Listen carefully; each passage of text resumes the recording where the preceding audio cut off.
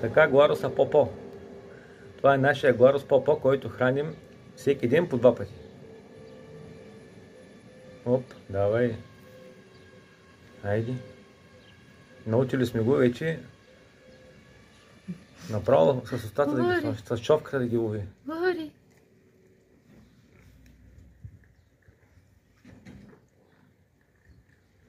А това е Лорито. Лори! Айде, сега отива да храни малките. Лори! Ето е Лорито. Айде, Попо! Де Лори? Лоринка! Ето е Лорито. Лори! Ето е Лоренцето.